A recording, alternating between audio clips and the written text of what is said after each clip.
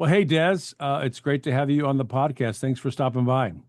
I'm glad we could do it. Glad we could do it. I was thinking, I read your book, of course, your first book, maybe a decade ago.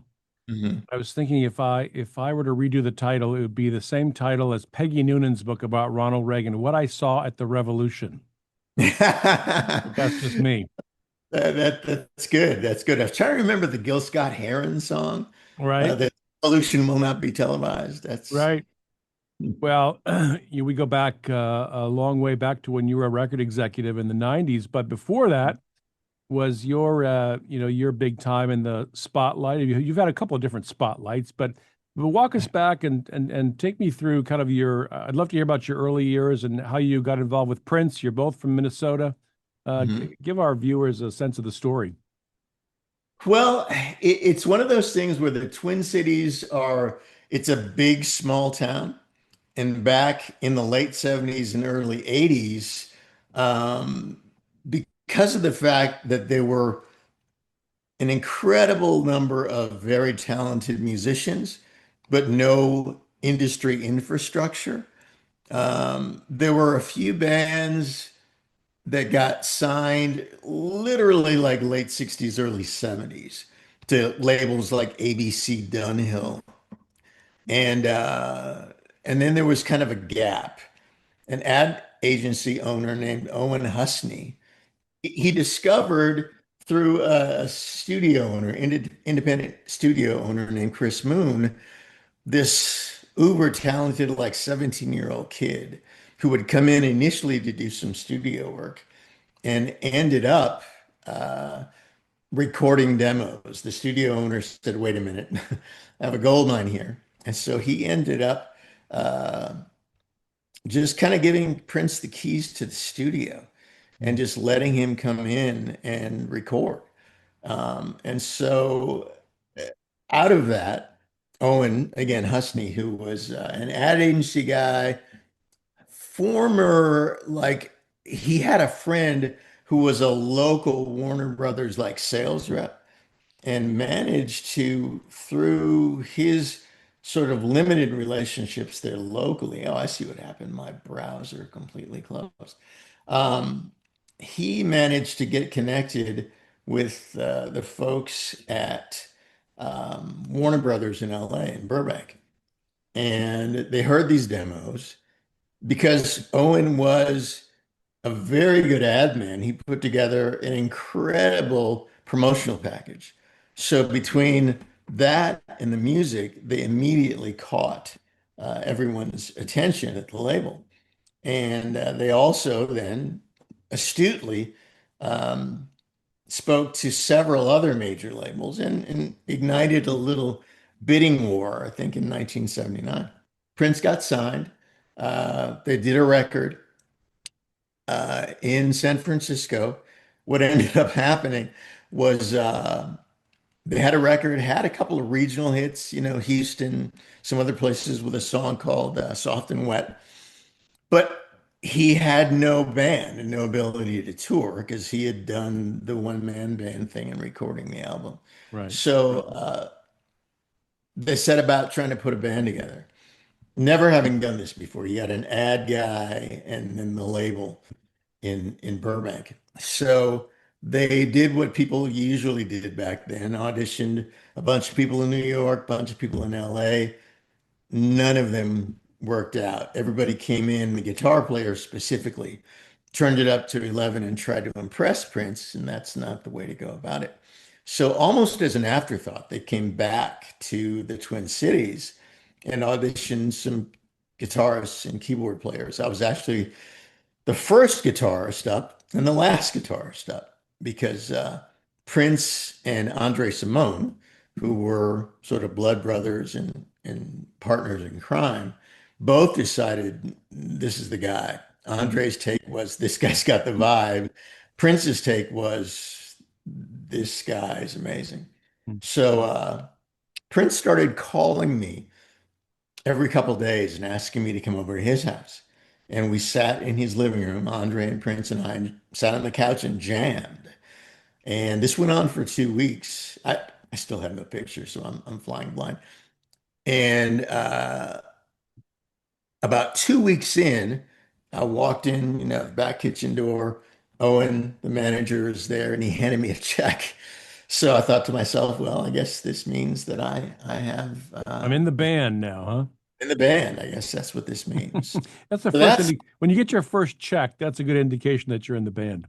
yep, that's a good indication that the whole thing is real.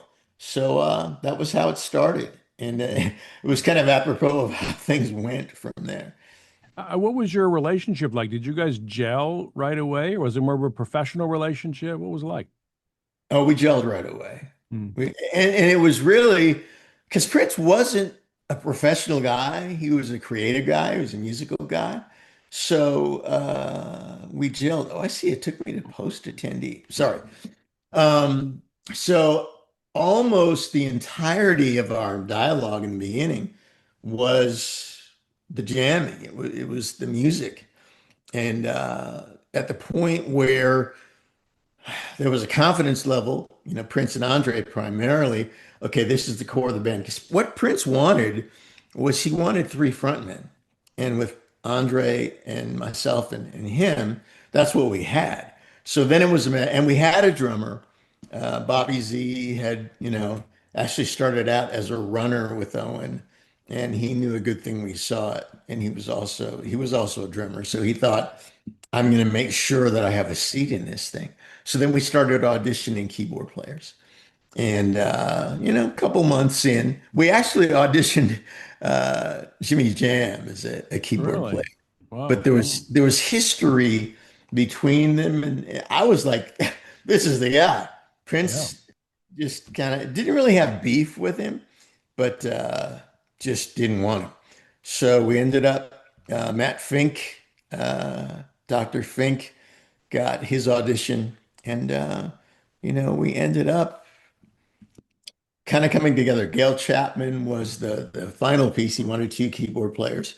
Gail was the second keyboardist, and the rest, it's either history or mystery, depending on how you look at it.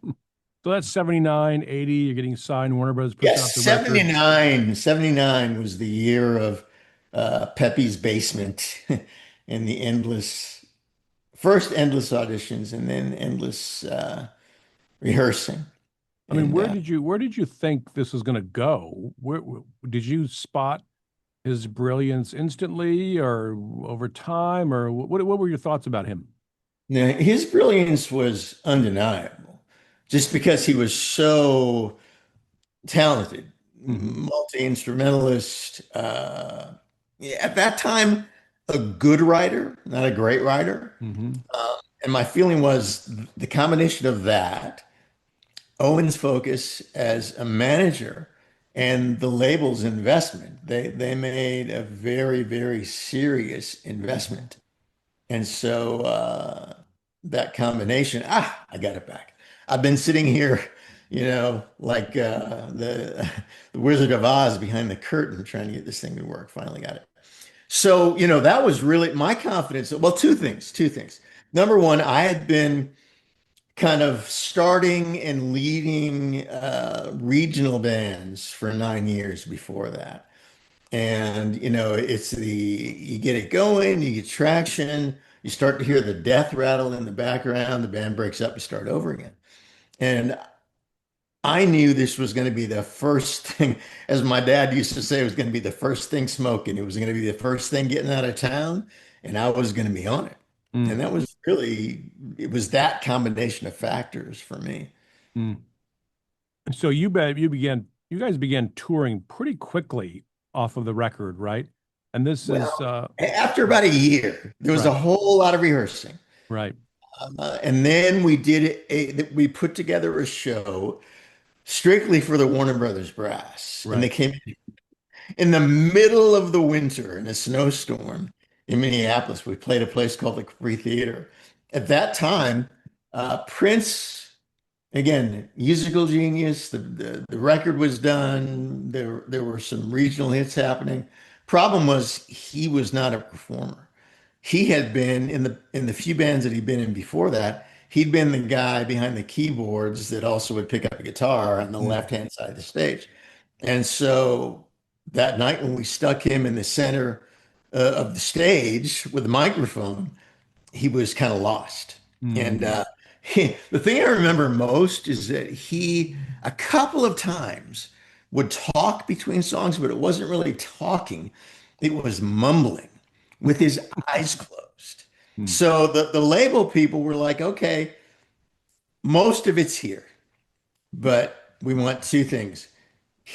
He and this band have to rehearse because he has to get better as a frontman. And we want a new record. We want to start fresh with a new Mm. record. Mm. So that was the next assignment. It was 6 more months of rehearsal in a new warehouse. And Prince, he early on leaned on me a lot because I'd been doing it forever and was a front man, was a performer. And he was the king of, pick your brain. It's like the scene from Indiana Jones where, the Nazis' brains get sucked out. He was the king of being able to do that with people. Mm. So I told him, look, all the greats, Hendrix and Elvis and everybody, get videos, study it. And he did what he always did. He assimilated it and then went beyond it. So by the Interesting. time, so they sent him to LA or brought him to LA. He did a new record, same format as the first record, did it all by himself.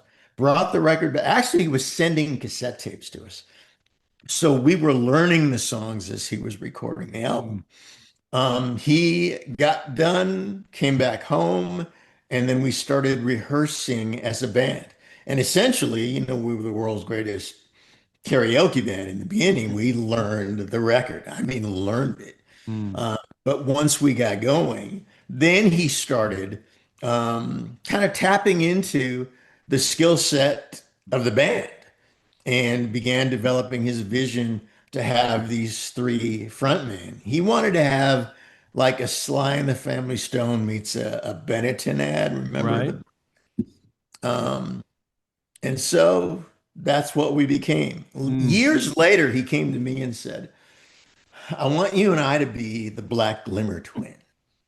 So if you notice in some of the early videos, like, Little Red Corvette, where I spin over to the mic and we sing into the same mic, totally, totally bit that from the Mm. stone Got it. because Yeah. that's what he, Yeah. I'm thinking of that famous money shot of the two of you on the mic. yep, And you've got probably got your red bandana on, your white and red bandana on your yeah. head, right? But by then the kamikaze thing had happened. Right. And that's a whole other story in itself. It was Well, interesting. you said something interesting about his, I mean, was he socially awkward or just shy or all of the above? What about that? All of the above, because he was shy, like most true creatives, very introspective. So he was shy, but it came across as awkward. In his earliest magazine interviews, like a lot of young artists, you go in thinking they're going to ask you questions, you're going to give them your answers, and they're going to write the story. It's going to be what you said. He didn't realize it. No, that's not the way it works. They have their story before they do your interviews, and they're going Right. to write their story. So he really, after his first major, I think it was like one of the black, like, teen magazines. He was furious because of the way the interview came across. And he vowed, as he did many times after that, that was never going to happen again. Never Mm. going to happen again. Mm. So he began to rehearse his patois and he made sure he had his story and he was sticking to it. And he wasn't going to let people put words in his mouth. And he Right. got better, like everything. He worked harder than everybody, and anything he was not good at, he worked at until he mastered it. He did Mm. it with performing, he did it with interviewing. I talked to him a lot about sort of, brand and imaging and things that he had no. Our first photo shoot was like an explosion in a suitcase. Mm. I ended up basically outfitting, wardrobing the entire band because it was just a horrible hodgepodge. At that time, Prince wore jeans leg warmers and like a black leather jacket with a big Great Gazoo fro.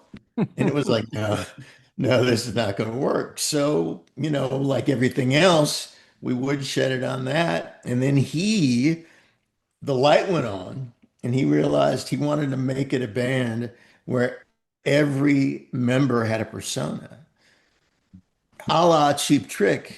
Although, you know, even though I was friends with those guys already, he didn't know about them. Right. And he came in and we were doing two shows at the Roxy for the press brigade. Between shows, he sat everybody down and said, everybody in this band is going to have their own persona. He said, I'm going to personify pure sex. You guys have to come up with what you're going to be. He said, Daz, you're already all right. So, so we did. And, what you saw develop over time was the fruit of that conversation in the dressing room at the Roxy. So you were guitarist, stylist, Yeah. Frontman, because I've been a frontman frontman. for almost 10 years. What about co-writing? Did you guys write together? Would he not want that? What was that like?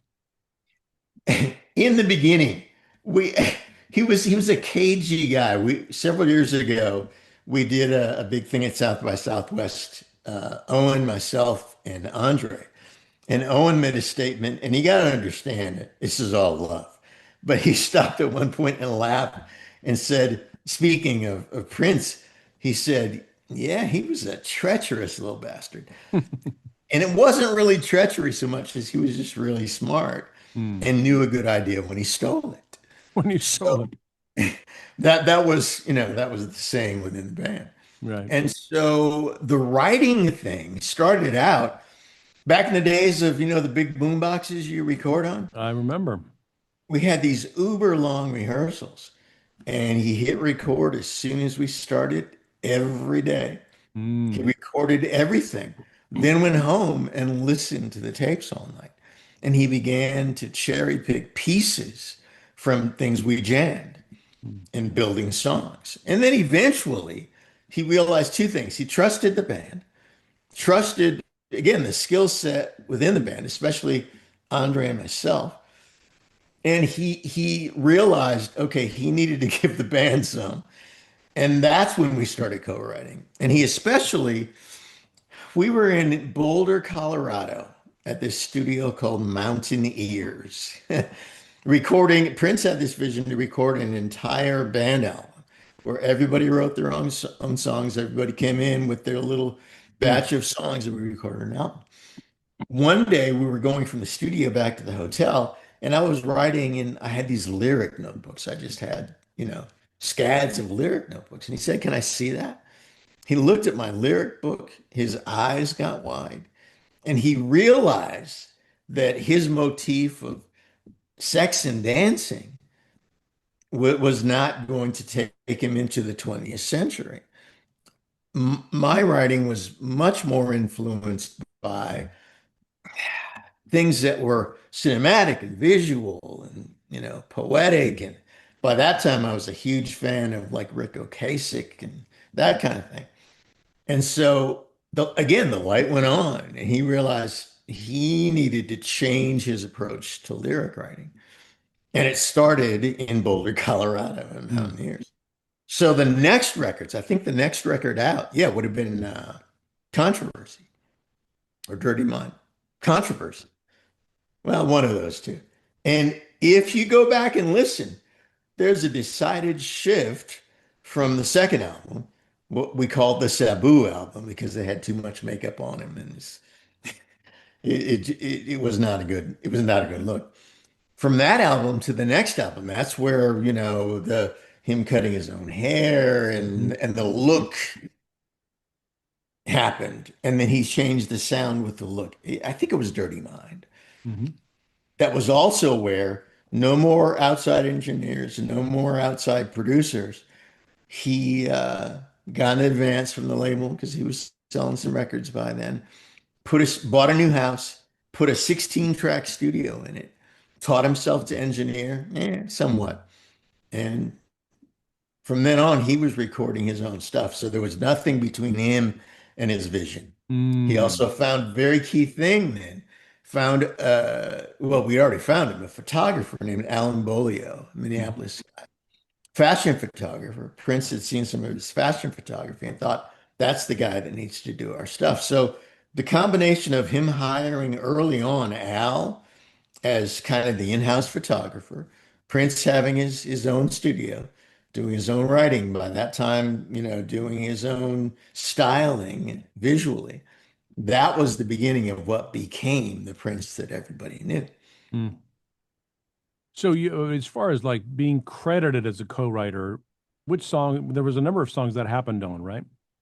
Yeah, by the time we got to the 1999 album, he Mm-hmm. was fully crediting co-writes. Prior to that, when we started developing sort of our shadow acts, he would have me write lyrics. He would have me co-write and write lyrics. For example, with the time, um, literally called me with a title.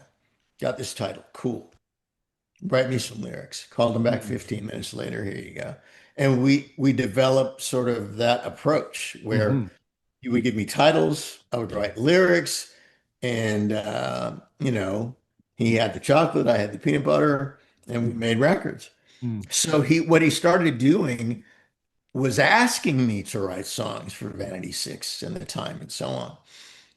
And then as he saw that, well, he writes some pretty cool songs, what he began to do was run those through the Purple machine. So I would write these sort of, some cases power pop, some cases, pop punk songs, and he would, kind of funk them up. Mm-hmm. And so it was the Controversy record was the first record where, the band got to play on tracks. And there were some things that were sort of credited, but 1999 was the big one. And that's also, a lot of people don't realize this because he also, by then, he was doing all his own album covers.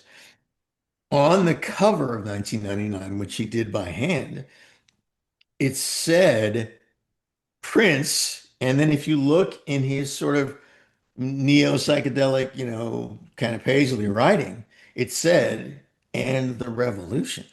That was actually the beginning of the revolution. It wasn't Mm. Purple Rain. Right. Prince and the Revolution started on the 1999 album.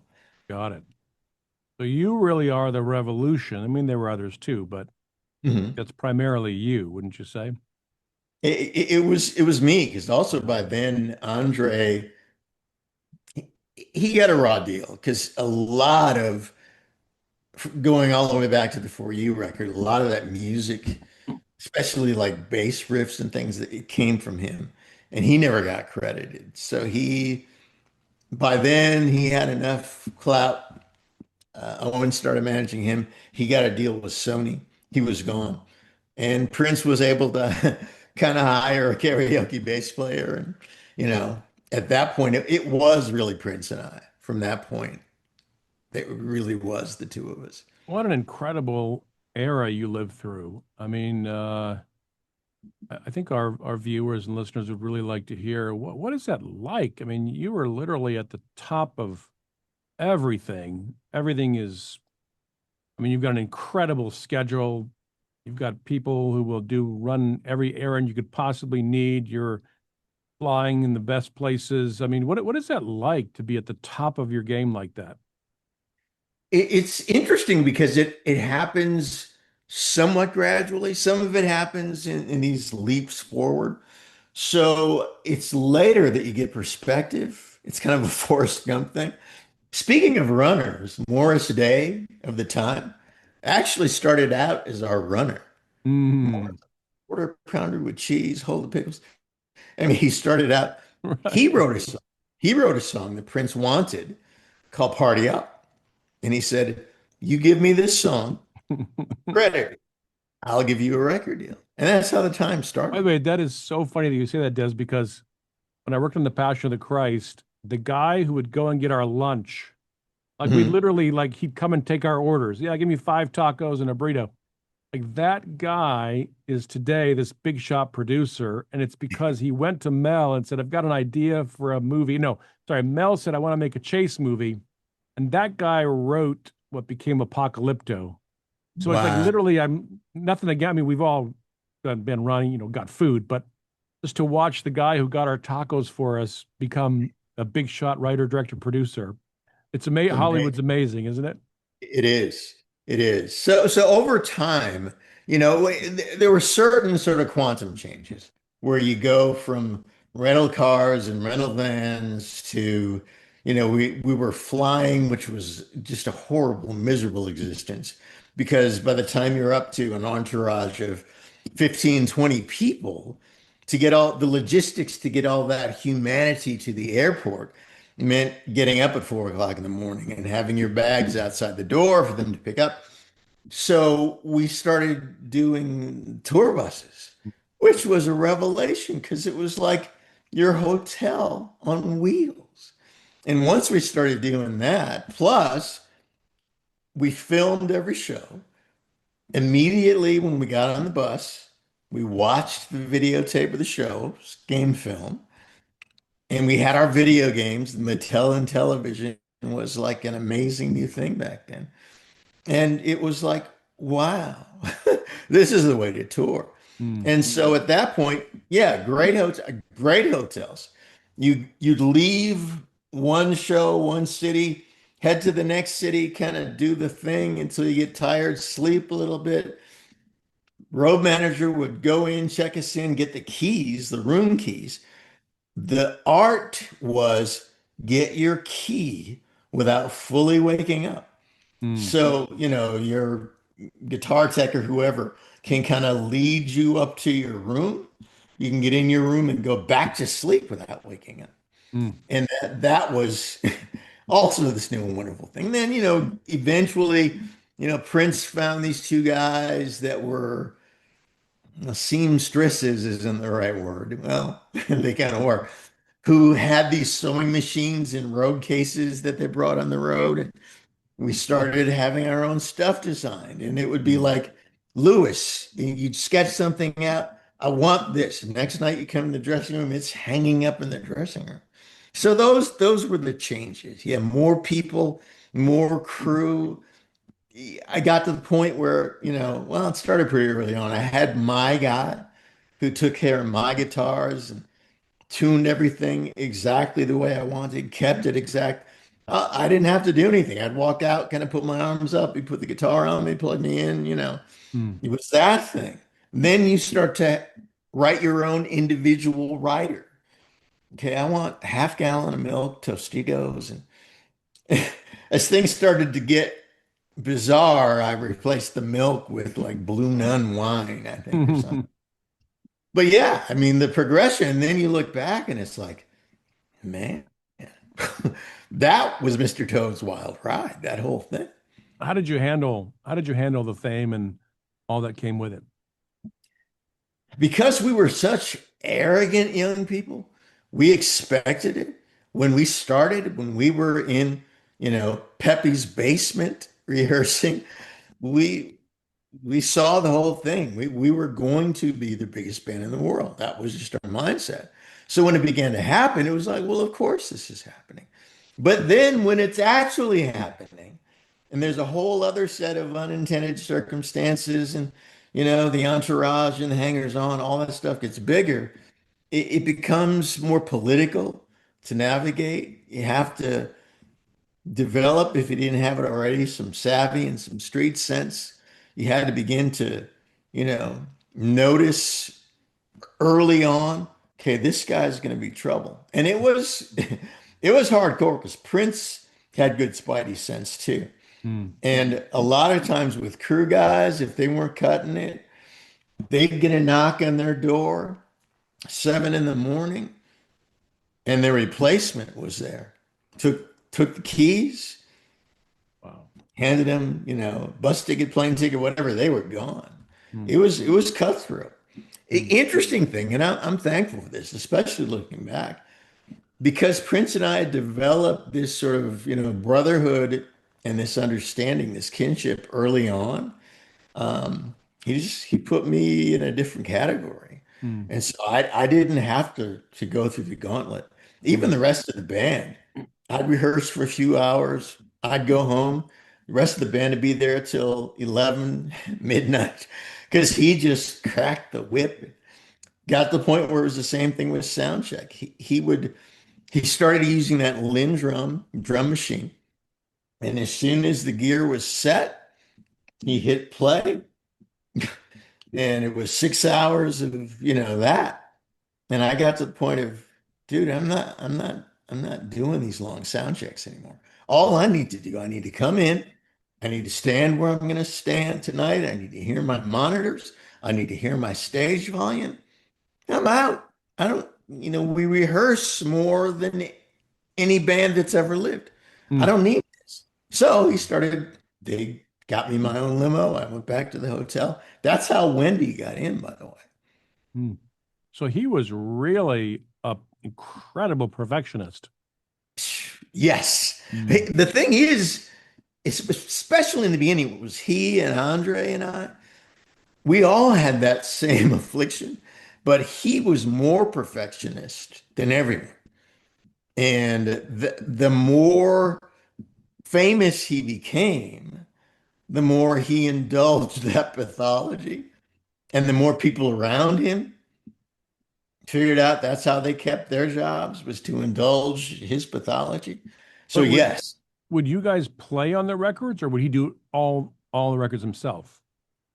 again, when we got to the controversy record, we started playing, getting the opportunity to play Got it. on individual songs and Got it. all the side stuff, the time Vanity Six. I mean, I played drums on the Vanity Six record. Mm. How Um, competent was he at all the instruments? Very. See, here's the thing though. He had his thing.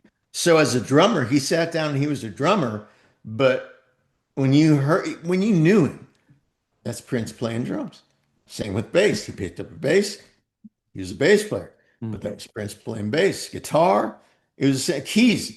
He was his greatest area of competency was probably in the keys because that's what he had grown up playing. His father was a jazz pianist and had been almost borderline abusive with respect to making him practice and so on. mm. So as a keyboard player, that's where he was most masterful. Interesting. Guitar, he became better over time. Right. There was a point where he came to me, we were in St. Louis, came to me in the dressing room and said, from now on, you're going to do 90% of the solos on stage. I want to start putting the guitar down and fronting more. That was where he started doing more of that, the Mm, James Brown mic stand thing. And then when I left, Wendy came in. Wendy was not a lead player. So he took that opportunity to step into that gap. mm. And he became, while my guitar gently weeps, he became that guy Right. then. Wow. That's an incredible insight that I don't think we all knew about. Um, so you're right in the middle of all this. I know you to be a very spiritual person, but I believe Prince, was he always Jehovah's Witness, or was that somewhere along the way? And did you guys talk about that?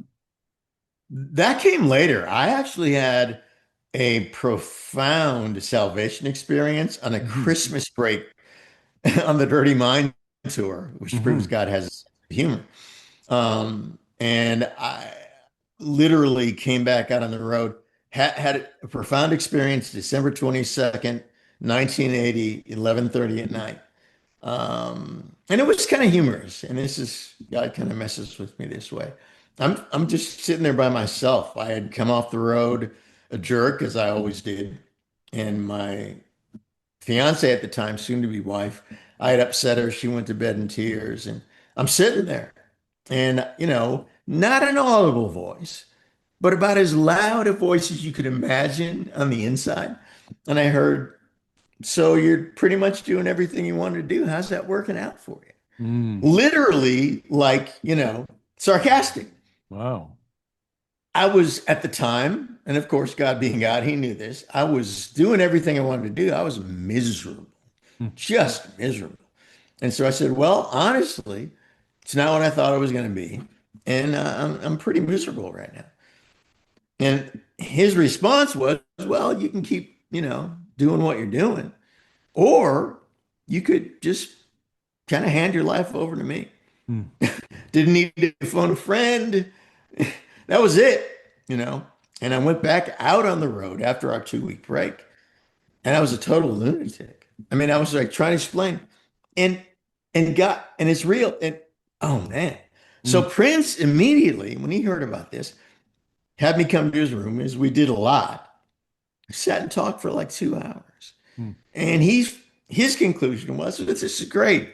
I've got my thing with God, because he felt he had special dispensation. You've got your thing with God. This is great. Mm. Next level. And we would, over the years, have those conversations. Interestingly enough, and again, it was one of those pivotal moments. Years later, I'd left the band. Paisley Park had been built when it was just a studio before he lived there. I came out. I felt that, you know, the Lord had inspired me to write Prince a letter Mm. about spiritual things and Hmm. just kind of lay it all out. Right. Finished the letter. I immediately drove out to Paisley Park. His personal assistant was a good friend of mine. She's coming out the door as I'm walking in with a stack of mail. And I told her, I've got this letter. I was going to take it out to the house, but she said, no, no, no. I'm taking him his mail right now. She took my letter, Mm. put it on the top of the pile, headed to his house. Mm. Next night, we get a call from my then now late ex-mother-in-law. She calls and says, have you heard? They just came on the news and said Prince is canceling his tour. He's going into prayer and meditation and Wow. thinking about leaving the music business. Well, you Whoa. just read my letter the night before. Wow. What year is There this? was just What year is this, wild Des? things like that. Hmm? What year is that? This would have been 84, 85, somewhere in there. Maybe Unbelievable. late 83. Where is that letter? That boy, I would love to know that. I would love to know that. Wow. Because I've got a documentary I've been trying to finish for about 8 years. I'd love to have that letter. So you And, almost ended Prince's career. Thanks a lot, Des. well, almost, within about a week, they quietly put the put the dates Yeah. back on. Warner They Brothers said, didn't Warner Brothers announce said, that. hold on, we've got an investment here. Yes. And Prince didn't want to give up the God share quite yet. Yeah. So that was that. What was the content of the letter? What was it about? Basically, again, I kind of laid the whole thing out. I said, Prince, you remember years ago, we came off that Christmas break from Dirty Mind, and I had had this profound experience. I'd had this profound experience with God. You have seen me, you've seen my life since then. I have not wavered from that. I've not veered from that. And you know that part of why I became increasingly uncomfortable being in the band is I was having difficulty reconciling the two. The nastier we got, the more I was having to. I remember one night in DC, being on stage, looking out, seeing a guy there, probably in his 20s, with his, 10, 11-year-old daughter. And I'm thinking, we are singing all this nasty stuff Mm. in front of this guy's 10-year-old daughter. She's We're she's standing hearing in, she's hearing Darling Nikki. yeah, well, we were working our way up to that. That song hadn't been written back Oh, yet. okay. Right, right. But we would stand in the dressing room in a circle holding hands and pray before shows. And I'm thinking, what what God is this we're praying to? This is not any God I know. Mm. So I laid out really systematically, I had help, systematically the whole thing with Mm. respect to God is not just an idea. He's not our sword and butler. He is the almighty God. Mm. He thought us up. We're his idea. We're here to serve him, not the other way around. And just laid all that out. And I said, man, you need to hand your life over. You've been incredibly blessed. You've been incredibly blessed. But you you owe, in a sense, you owe a debt. I'm not saying that should be works oriented, but man, you need to be doing this for more than just you. Mm. And that was the essence of the letter. Wow. And when did your role with the band, when did you move on? It was after the 1999 album, really during that tour, we Hmm. had the screenwriter on the road with us on the bus, writing the script for what became Purple Rain. Hmm. And another interesting aside, originally the tension in the story between, you know, Prince, and it was Prince and I with respect to songs and having, more opportunity to contribute. That was what was in the script. When I left the band, it was rewritten and it became Wendy and Lisa. Mm. But we started rehearsing for the film, acting lessons a whole bit. But when we got off the road, I actually immediately flew to LA and started having uh, A&R meetings. Because at that point, Prince and I we actually had an understanding from my initial audition. He said, "You come help me do what I'm doing. And when the time comes, I'll help you go back out. Because I know you've had your own bands, and Mm. that's what you want to do. When the time comes, I'll help you." And he was true to his word. He Hmm. was true to his word. So I'm in LA, and he really didn't like it when he was about to completely lose the reins. He hated it when Andre left, got his own record deal. Mm. And that was about to happen with me. He wasn't a fan of that. So Mm. he called me back, now he's in, what became the Purple House with the Killer Studio. We sat in the studio and he said, "We're about to do this film. We're going to tour the album for this film for at least 2 years. So I need you to either re-up and commit to the next 2 years, or again, I'll keep my promise. I will tell our management team they're now your management team, and you can go do your thing." What year is this, Des? This was 80, late 83, Hmm. going toward 84. So immediately, management team got me signed with an agency called FBI in New York. They also managed a band called The Call, which I'm sure Yep. you remember. Yep. And The Call was booked by FBI. So, and at that point, because they managed Prince, they were able to just tell people, "Okay, here's what you're going to do." So FBI started booking me. They immediately put me on the road. One of the key you know assistants, but she was more than that at FBI, also was the living girlfriend of a guy named Steve Stevens, who was the guitarist and sort of musical partner with Billy Idol.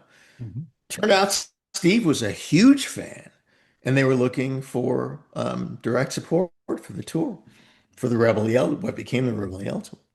So they brought me in to do that tour with. The band was called the Modern Airs in the beginning because that's what we were called in the film. I hated that, just hated that name. So we changed it to the uber original Dez Dickerson band. And I did the entire Rebel Yell tour, with the exception of the Canadian dates, out for a year and did that whole tour. Most fun I've ever had on that tour. I used to come out every night and do the encore with them. We did Moni Moni. It was fabulous fun. Wow. So you were already you parted ways then, Yep. and he kept his promise to you. He said about helping you with your solo career. He did. He did. Mm. Absolutely. I was able to step right into it. Yeah. How was your relationship after that over the years? It was good. What he developed, his MO was, as his career got larger and larger, and the entourage and the hangers on, that whole circle got larger and larger. He delegated more and more of his like normal life to people. So you would get a call, "Hey, Prince wants to know how you're doing."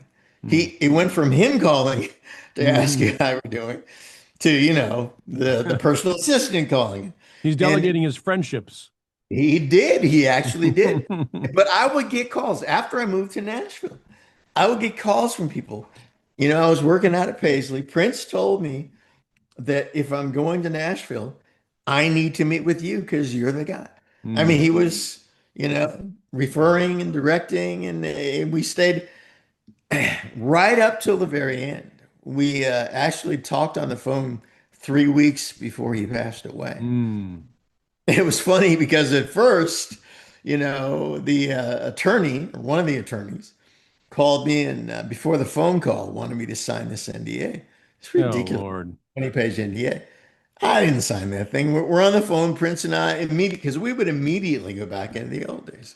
He stopped about 10 minutes in and, got the quiet Prince thing. You knew what was coming. Mm. Yes. Did you sign the NDA? I laughed. I said, of course not. And then he laughed and we just kept on talking. That's funny.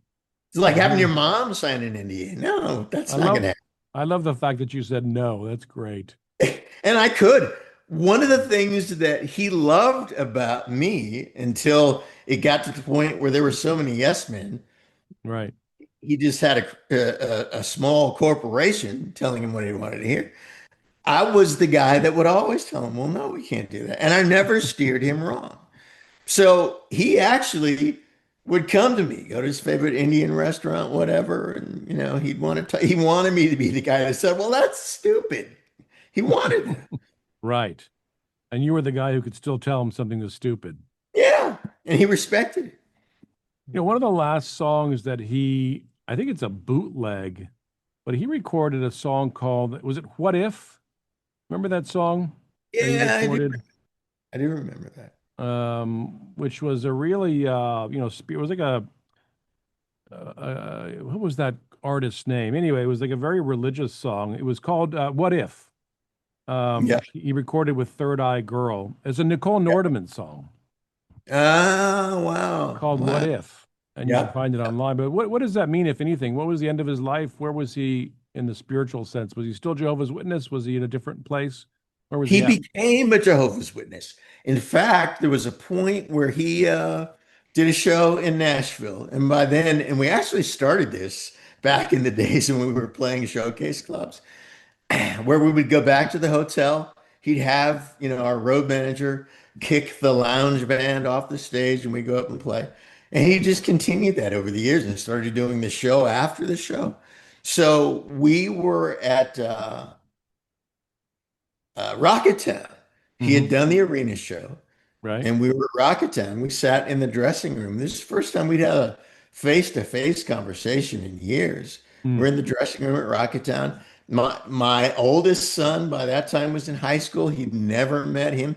He did know my wife from my first wife from our early days, and she was the other person that he would listen to, by the way, till he got tired. Mm. And he by that time had what I called his JW bodyguards. Larry Graham and Shaka Khan were on the Hmm. road. And Larry especially kept an eye on folks, make sure nobody was proselytizing or whatever. Right. But and eventually, I mean, there were reports of him riding a bike in Minneapolis with the white shirt and the tie going door to door. Right. And then he did the swear jar at Paisley and, took all He had a swear dirty jar. songs. Oh yeah. Oh yeah. And people had to pay up. The Hmm. engineers, producers, whatever, they had to pay up. Then he cut songs from his show, modified them. So he Hmm. didn't do any of the nasty stuff anymore. Hmm. So his Jehovah's Witness thing was kind of there. I mean, he was into that for the last several years of his life. I understand. There's this story that, what's his name? I can't, not Stephen Curtis, but the other Curtis dude, got on an elevator in Las Vegas, and Prince was on the elevator, and supposedly he witnessed to him. And I think it's a load of bollocks. I don't think that ever happened. Hmm. But there were people. I had written him the letter. Hmm. He knew the drills, he knew the truth. And I believe that, before the end, and especially, it's not a coincidence that he and I had our last and our most substantive phone conversation in years, 3 weeks before he died. Mm. That's not a Wow. coincidence. Wow. What was, how would you sum up the conversation before we move on? A lot of it, he started out, it was Because you like, didn't sign the NDA, so you can tell us. yeah, I didn't sign it, wouldn't have signed it. At first, the original intent was for it to be this business thing because I had some memorabilia. I Hmm. had some rare recordings. We had, again, going all the way back to when he would write things and record boombox like song demos that we would learn from. I Hmm. had a bunch of those. And so I had a couple of, like I had the original version is It Snows in April. I had a version of that was completely different. So there was Mm. an auction house in LA that, their eyes lit up. They wanted to sell, a limited number of items for me at auction. And Mm. I mean, we talked to everybody. We talked to Sotheby's. I mean, it was like a big deal. Mm. And so initially the call was about that. Hmm. And that was another interesting thing because there was a point where I said, look, if you had given me a bicycle and I have kept this bicycle all this time and I ride that bicycle, is that still my bicycle? Mm. Oh yeah. So these tapes, these were bicycles that he gave me. Right. He stopped, did his thing again, laughed, and said, "That's a really good point." And then we Mm. went on and just talked about other things, life things, family things, Mm. spiritual things. Mm. Well, we'll put it in the show notes, but your book about all this is called My Time with Prince. Mhm. Came out about a decade ago. But after that, you went on and had a couple more careers. But you had a career that's when you and I first intersected was you became a record label guy. You joined the other team, I and did. I be, became everything that I hated. that's right. But you began to mentor bands, and I think you even co-wrote some songs with them, Oh and yeah, kind I of helped did. produce a bunch of artists, some of the bands that I worked on as well. But what was that era like for you? And by the way, it culminates in your son's band. Your son Yeah. had a band called Squirt, as I recall. Yes, he did. That was his first band. They were a tweener pop punk band. Right, They were kind of a cleaner, happier version of Green Day right. before Green Day. Kind of, So, kind of like Hanson meets Green Day. exactly. Hmm. And they were immediately like wildly popular. They were in teen magazines. I've still got tear sheets of, there's Britney and there's Josh Hartnett when he was a new young heartthrob actor, and there's Squirt. And Your son Jordan, of course. yes, my son Jordan, who Hmm. now has a 5-year-old daughter and a 2-year-old son. And Hmm. he has the honor of raising my grandkids now. Hmm. That's that works. But it was one of the inner vows that I had made along the way. You learn what you don't want to do as a manager or record person, whatever. You kind of have this, if I ever get the chance, this is what I'm going to do differently. And I had the Mm. opportunity to do that. I also found out there are some things that I was wrong about. You have to reconcile this deadline and budget driven world Right. with the creative process, which is almost impossible. But, so it was a star song, 5 years left, started my own label. One of the greatest compliments we ever got with Absolute, with our label, was we had, mainstream distributors, Hmm. and then we'd have a Christian market partner. Hmm. One of the mainstream guys said, the thing that I love most about your records is they don't sound like Christian records. That's Mm. one of the greatest compliments I ever got. Because we weren't trying to make Christian music. Hmm. We were just trying to make great music. And we succeeded. I was able to do those things on time and on budget. How long was that part of your career, the record executive part? Started out in the VP of A&R thing in March of 1990. Left in July of 1994. started Hmm. my own label, which, by the way, was a part of my original conversations with Star Song. They Mm. said, look, we actually talked about me starting a label through them. They said, we know this is what you want to do. Why don't you come learn this business on our dime? And, 4 or 5 years from now, it was kind of like the Prince thing. Mm. Then you can go out and do your thing. Hmm. They Hmm. were true to their word, and I did. And So you left signed there, and a lot of different acts. Believable Picnic, mhm. a lot of different artists you had on your roster. We had a band called These Five Down Yeah. that were one of the first like really, really heavy bands in the market. How difficult was it for you to watch the music business implode? I mean, you invested your entire life in the business as an artist, as a label executive, and then all of a sudden it just sort of disappears over a course of a few years. What was that like for you? Well, I mean, fortunately, and this is my Forrest Gump side, there's some things that I saw coming. The breakdown of retail from, 7,000 7,000 retail stores actually was up to 20,000 at one point. Right. All of that started to shrink. I began before that. I remember calling everybody, our little staff, to my office and saying, "Look, we're going to start doing this without radio, and retail is a necessary evil." Everybody looked at me like I was nuts because how can you have a record company and not rely on radio? Well, radio was not in the music business. That Right. never made sense to me. They're in the advertising business. Right. So we started, and right after that is when social emerged. Mm. And I said, well, that's it. There are people that make music, there are people that love music. Now we can make a straight line between the two. So the early days of MySpace and that whole thing, that was we put our eggs in that basket. Mm. And so early on, actually my son came to me and he had a plan to do his own label as well.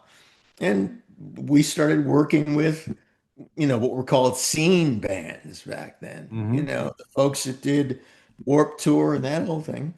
And in fact, the first show that Paramore Right. ever did in Nashville after they signed with Atlantic, it was supposed to be Fueled by Ramen, but it was actually Atlantic. They opened for my son's, by then, Squirt was a band called Lenny. Wow. Paramore opened for Lenny. No So kidding.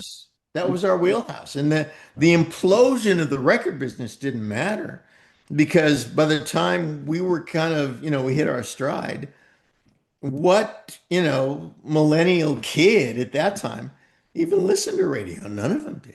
Right. Yeah. It's a whole new So we world. kind of escaped it. Hmm. Well, okay, that brings us to more recently, and I know you have a book coming out I that I've had do. a chance to read. Wow, that's all I can say is wow. But walk us through what it's about, what your plans are for it, and what's next. So I, as at different intervals I have had in my life, I had a period of time. Um, my first wife, who we literally grew up together. We were high school sweethearts. So the whole time with Prince, that whole thing was our time kind of, as a couple, learning how to be married, learning how to be parents. And that's a very difficult life. I was a very difficult person at that time. Hopefully I'm not anymore. And we ended up, after 36 years together, 27 years married, we ended up divorcing. I was single for about 8 years.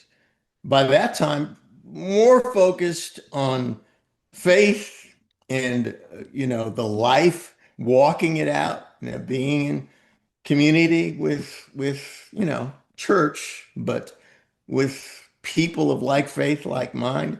Still somewhat making music. I'd moved more to the management side by then. But after about 8 years in, I met a young lady, and it's a whole other story. It's like the salvation story. And I got to share one little piece of it. It's in the book. I was actually at church kind of afterward talking to some folks, and I got another one of those still small voice things. I want you to drive to a community called Spring Hill. It was an Abraham thing. And when you get there, I'll tell you where you're going. And my whole thing from day one has just been just obey. Whatever he tells you, just do it. Drove to Spring Hill. He did the okay, turn left here. After a couple miles, he begins to speak to me more specifically. I want you to move here. I want you to place. I want you to move here. Then he says, because I have someone for you here. Mm. So I spent the next several years, again, in obedience, living there. Long story short, I found out several years into it, after I met a young lady named Selena, who was the woman that God had referred to when he said he had someone for me there. Found out she just lived 5 minutes from me, and we had all these friends in common. Her best friend was my, hairstylist because I actually had hair back then. And Selena and I had kind of a magical, supernatural storybook, coming together and romance, brief romance. We were married within a few months. I actually proposed to her on stage at a big New Year's Eve show at a place called the Cannery here in Nashville. And it was a storybook for about the first 10 years. Then, choices were made. Things came to light later on, as you would know if you've looked at the book. And the storybook turned into a horror story. And so the book is kind of, there are kind of three acts, three verses. First verse is this amazing, incredible story of us coming together and being married, having our son, Cannon, who is, Jordan was my miracle baby. Cannon was my, was my, Joseph in the Technicolor Dreamcoat. He was, the bonus baby. So we had this wonderful life, had this incredible life for 10 years. And then, well, I don't want to give too much of it away because I really want people to read the book because it's a different kind of book. Is it a spiritual book? Yeah. Is it a Christian book? Well, not in the traditional sense. I Mm. don't hold back, Hmm. but it's real. It's like real life stuff. And it's a story that will singe your eyebrows because it's what it took place. It's what happened. Choices were made. One thing that I will give away is I just came to find out that my wife had this like no one I had ever known. Hey, I've been in the music business. I've been a pastor. I've been, someone who felt strongly that I could read people and that I could see through people. The one person that I ever met in my life that managed to completely fool me was my wife. She Mm. had this ability, this uncanny ability to be two different people at the same time, convincingly so. Not civil, but just an incredible thing. So the book, then the third verse of the book, the second verse is the just this incredible, horrific story of, again, how the storybook became a horror story. But then that points to, we shine this brighter light on, this is not like a one-off thing. I came to find out that there were many men who were having similar experiences. Mm. And in some cases, there's a dear friend of mine they have a son that's about Jordan's age, who got railroaded by his disgraced lawyer ex-mother-in-law and his ex-wife. And they used this thing called the silver bullet on him. Uh, got him arrested, got him falsely charged with with abuse, which the daughter later recanted on the stand. But the DA still managed to convince a jury to convict anybody. He was sentenced to 100 years in prison. Mm. So I call it the dark railroad. There's a thing right now, and it's real, and it's active, and it's practical, but it's darkly spiritual at the same time. And as we speak, because men Christian men specifically have become so complacent, and we just want to be nice guys. We want to be nicer than Jesus. But this other thing has arisen out of the shadows, and it's so practical and yet diabolical that men don't see it coming, especially men that are trying to be nicer than Jesus. So that's the third verse of the book, where we really shine a light, a big light, on that whole phenomena and really sound an alarm. Here was my story. Here was the love story. Here was the tragic, implosion, really mushroom cloud of the love story and what happened to me. And it's unbelievable what happened to me. What's the But book? What's the book called, and when do you plan to have it out? it's Beloved Betrayed. Hmm. Beloved Betrayed. Plan to have it out. We're in the early stages of sort of pre-publication promotion, looking to build, as we used to in the record business, where you kind of build an audience and build your support system. So with respect to publicists and influencers and the people who can help us create tangibility for it Mhm.